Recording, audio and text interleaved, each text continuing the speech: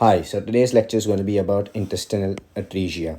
Atresia means failure or lack of patency of a particular part of the intestine. So intestinal atresia that we are talking about, patency is lost. So there are like two types of atresias majorly. One is the duodenal atresia and the jejunal.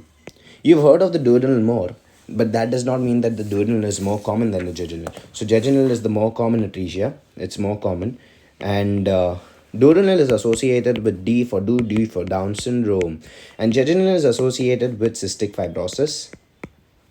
All right, and also with malrotation.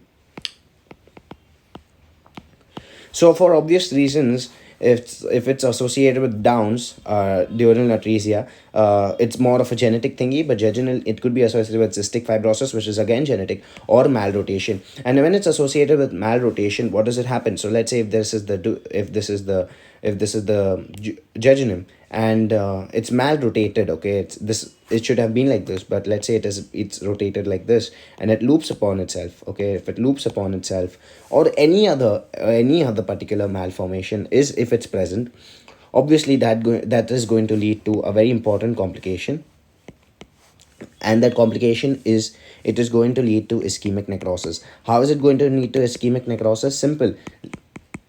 There is a very important artery that supplies the jejunum, and that's the superior mesenteric artery. All right, not directly through its branches, obviously, but definitely superior mesenteric artery. So because of malrotation, all right, because of malrotation, these arteries cannot supply blood to the jejunal areas and can lead to ischemic necrosis. Very important. All right, very, very, very important.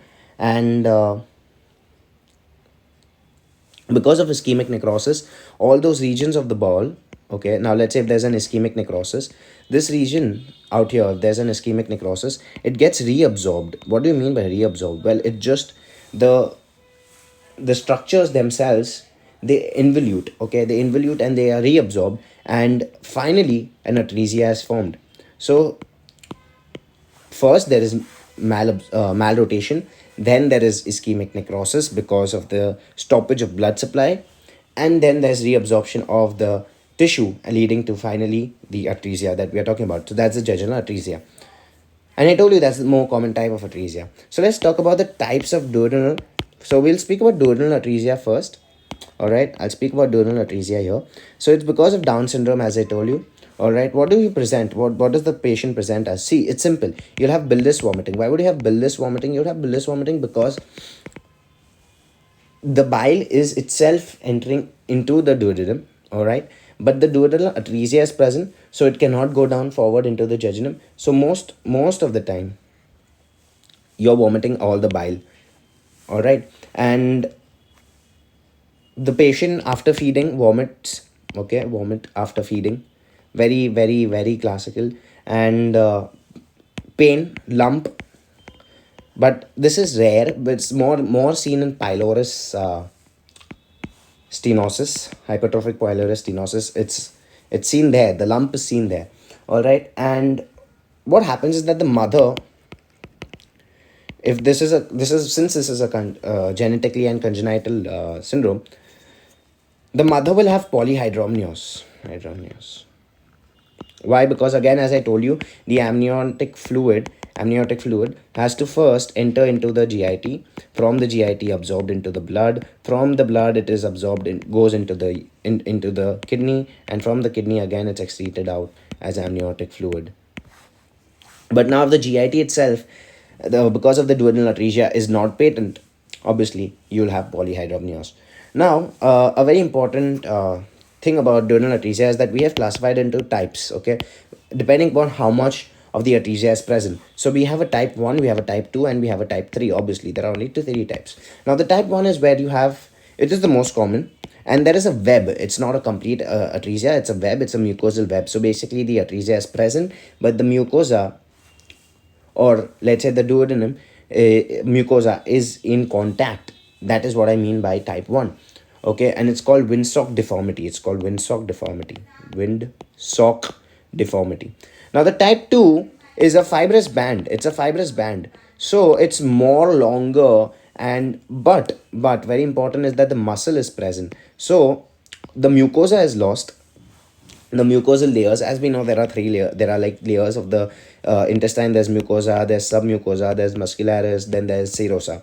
So the muscularis layer is intact, but the mucosa layer is not, and there is a fibrous band between them, yet it has a good prognosis. And third is when there's a complete gap present. The complete gap is present, and that means that the muscle layer along with the serosa is also separate. And this is the most dangerous. I mean, it's not the most dangerous, all of them are dangerous, but it is the most extreme form of duodenal atresia. Now, if you want to investigate it, how do you want to investigate it? You want to do an X-ray, but what is the best? What is the best method of investigation? It's a CECT. It's a CECT simply because most of these conditions are visible on the CECT. Now, if it's an X-ray, you see a double bubble sign. What is a double bubble sign? Okay, this is really interesting. Why? Because the double bubble sign shows a bubble is seen. Why? Because of the air. X-ray is going to show air. Obviously, we are looking out for air in the X-ray, correct? So because in the stomach there is going to be air, okay, that's going to be the first bubble. And the second bubble is because of the atresia that's present downstream, so there's going to be a second bubble. So that's the double bubble sign. Okay, it could be present literally anywhere, but obviously air is going to be present above the region of the atresia. Now that's very common, and that's basic knowledge. Okay, now if you want to do, how do you want to manage this patient? If he comes to you, obviously have to do a surgery. There's no other option, and you just do a duodeno duodostomy. Or what you can do is you could do a duodeno jejunostomy. So you basically do anastomosis of the different regions. Now coming to the very important, more common variant of the two, that's called jejunal atresia. Now jejunal atresia, as we've all said, is the more common type, and it's because of cystic fibrosis and malrotation of the gut. Malrotation of the gut being one more common probably type and leading to ischemic necrosis. Now, what are the features? The features are the same. The features are the legit same, because again you have bilious vomiting, because obviously the bile is already entered. Where would you not have bilious vomiting? That's in the hypertrophic pyloric stenosis, because the food is getting regurgitated or vomited from the stomach itself, and the bile has not even reached into the stomach. The bile opens into the duodenum, and the second part of duodenum, and that's basic knowledge which develops from the foregut, and therefore here again we see some bilious vomiting, because again the bile is present. And obviously there's going to be bloating. Why is there going to be bloating? The bloating is again going to be because of the gas that could be present, as the flatus and the fecal matter is not leaving. Obviously here there's not, the flatus itself also can't leave, because there's atresia, and that's why we see the gas. Flatus is gas, and fecus, if it does not leave, that means constipation. But this is not a case of constipation. This is a case of where the flatus and the fecus both does not leave the intestine, and therefore we see the triple bubble or the double bubble. And here we are going to see on the X-ray, what we see on the X-ray in this case, in the case of a jejunal atresia, is an X-ray we see a triple bubble sign. Why do we see a triple bubble sign? Okay, we see a triple bubble sign, and the triple bubble is again because of the stomach first. Then it's because of the duodenum. Now you'd ask me, why in the duodenum you see a triple bubble when the atresia is down in the jejunum? Obviously there's a certain amount of gas that is getting accumulated in the duodenum as well. So duodenum triple bubble sign. Obviously this is not how it looks, but if you see a triple bubble sign, that is one of the jejunum. Again, you want to do an investigation of choice. You want to go for a CECT, or you could also go for an ultrasound, but CECT as well, as I've always said. Now again, there are 4 types out here. In duodenal atresia, there were 3 types. We've got 4 types out here. 1, 2, 3, 4. Okay, and the first is the mucosal. As I already said, the mucosa is in contact. Okay, that's the mucosal type. 2 is when there is a fibrous band. Okay, here in the duodenal part, it was called as the Winstock deformity. Just to recap, out here the second one is the fibrous band. So here there is going to be a fibrous band. Obviously the muscular layer is going to be intact. The third is going to be the complete single atresia.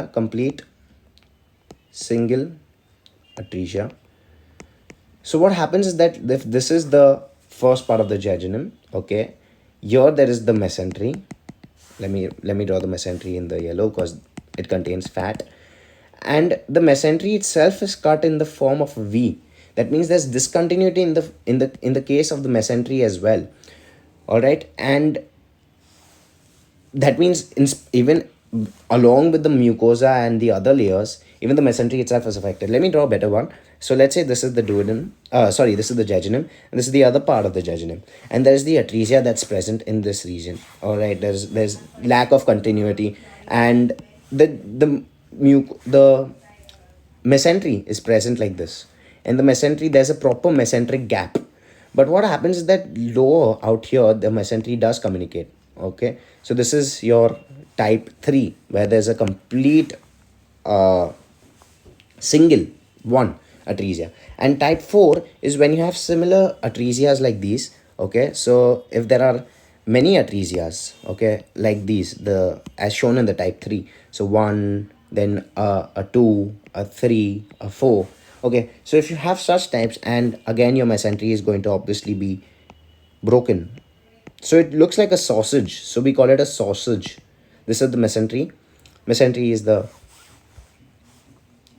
is broken and V-shaped out here, and they appear as sausages, so we call it as a sausage shape.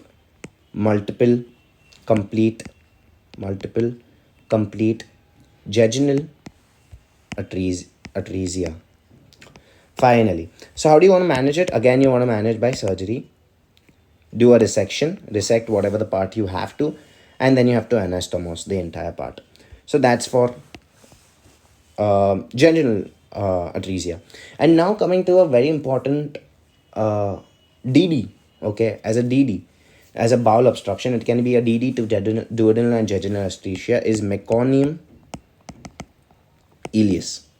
This ileus means lack of movement, lack of passage of bowel is ileus, not nothing to do with the ileum. And meconium is the first tool passed in 24 hours.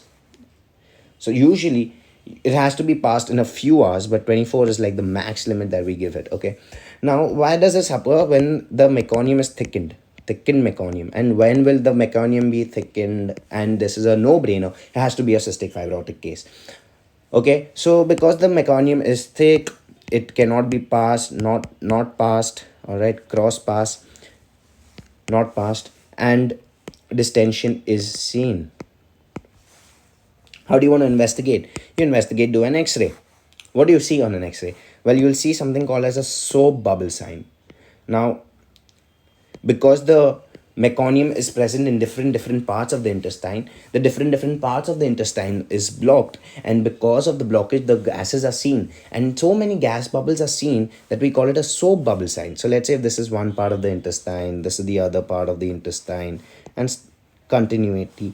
So if let's say here there is a meconium present, if there's here a meconium present, okay, downstream here meconium present, here meconium present. Obviously there's a certain amount of gas here, there's gas here, there's flatus here, there's flatus here, there's flatus at a lot of places, even here. So it shows as a soap bubble sign. Okay. So we've seen signs that are seen on the X-ray. One is the double bubble, one is the triple bubble, one is the soap. Soap is of the meconium ileus, double bubble is of the duodenal atresia, triple bubble is of the jejunal atresia. Okay. Speaking about that, if you want to give a DD, obviously you want to figure out the cause of it. So cystic fibrosis is the cause of the meconium ileus, right? So how do you check it? You want to do a sweat chloride test. You've heard about that. And in the sweat, the chloride is increase, decrease. You can figure out if there is a cystic fibrosis or not. How do you want to manage it? You want to manage it by putting something called as a gastrographin enema. What is an enema? Enema is anything that is going to empty your bowel. Okay, so you can give a rectal enema, you can give an oral enema. Okay, so gastrographin enema is given. It is a water soluble enema. It just goes in. It is going to push all the meconium out. It's going to push the meconium out. Think of it as a guy who's stuck, a fat guy who's stuck in the water slide. That's present usually, and the water slide is, he's stuck in the water slide, and there has to be another guy, another 3-4 guys who come and they hit him right at the ass, and then he goes out, he just jumps out of the water slide. So that's the same case. Okay, if it does not work, we do something called as a Bish-Koop surgery. A Bish-Koop surgery, so usually you want to give an enema. Obviously you do not want to go for a Bish-Koop surgery. Okay, so the Bish-Koop surgery is simple. What you do is that if there is a particular case of meconium, and this is the stomach, all right, if this is the stomach, it goes down, and this is the, pardon the drawing, obviously if this is the small intestine. What you do is that you take an ileum and you do an ileostomy. Ileostomy is basically getting your ileum out of the uh, abdominal wall, okay, so something that is accessible. And from here you keep pushing enema, you keep pushing or you keep irrigating, so that every time you irrigate, whatever is present, all right, downstream can be washed out easily. And this is one condition, okay, this is just one condition that is present, one way of treating this condition, but this is the last resort. As I told you, who wants to have an ileostome for the rest of his life? Nobody. So that's why you do not want to keep this bishop goof method uh, as your first resort. And then there's something called as a lad's band. A lad's band is a fibrous band that runs from the right hypochondrium to the cecum. And what it does is that it also compresses the duodenum. And because of that, again, you feel that, oh, there is a atresia that is present. So it's another DD. And you just don't, I do not think it's that very important. That's why I'm not going to the details of it. Just remember there's a band that is compressing the duodenum, and therefore you feel that it is an atresia, but it is not an atresia. And I think that is about it. I think we've covered most of the parts that are related to this particular atresia.